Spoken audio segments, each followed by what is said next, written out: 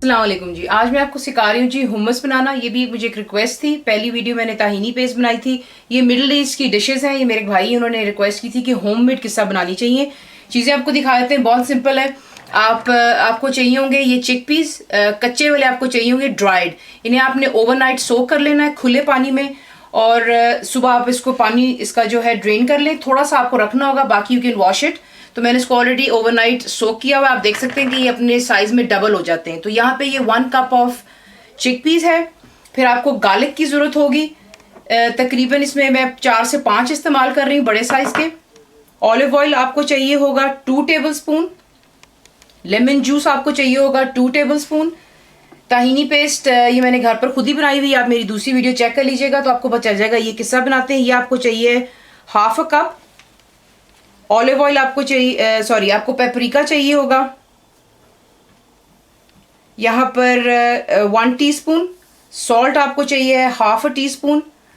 Green olives भी आप इस्तेमाल कर सकते हैं, ब्लैक भी इस्तेमाल कर सकते हैं। तो आपने इसको यूँ फाइनली ज़रा सा चॉप कर लेना है। तो ये तकरीबन 5 से 6 अदद हैं। पानी आपको चाहिए होगा चिकपीस वाला ही, जो जिसमें आपने रात को उसको भिगोया था। अब नेक्स्ट मैं आपको दिखाती हूँ कि हमने क्या करना है। ग्राइंडर लीजिएगा, उसमें आपने पहले अपने चिकपीस ऐड कर लेंगे।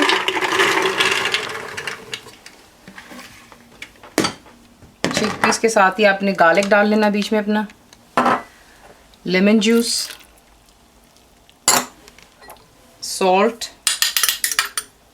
अगर आपको कम लगेगा ग्राइंड करने के बाद तो आप और भी ऐड कर सकते हैं। ये ताहीनी पेस्ट मैं बीच में ऐड कर रही हूँ इसमें।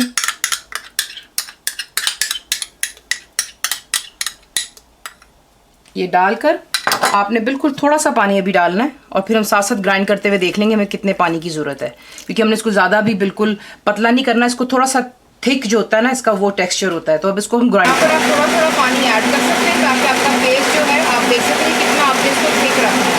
तो मैं थोड़ा थोड़ा पानी ऐड कर रही हूँ, आप देख लें।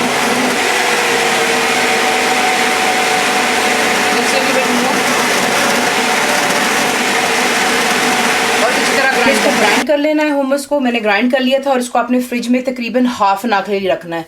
मैंने भी इसे आधे घंटे के लिए रखा, और उसके बाद आपने ऑलिव्स वगैरह जिस तरह आप इसको डेकोरेट करना चाहते हैं वो आप इसको सर्व करने के लिए आपको एक सजेशन दी मैंने।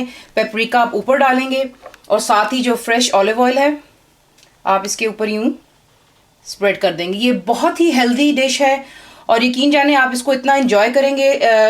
मैं इंशाल्लाह बना रही हूँ फलाफल। नेक्स्ट आप मेरी वीडियो ज़रूर चेक कीजिएगा, उसके साथ तो कमाल हो जाता है। आप इसको ड्रीटोस के साथ खाएं, क्रिस्प के साथ, जो आपका दिल चाहे। इट्स अ हेल्दी डिश, ज़रूर ट्राई कीजिए।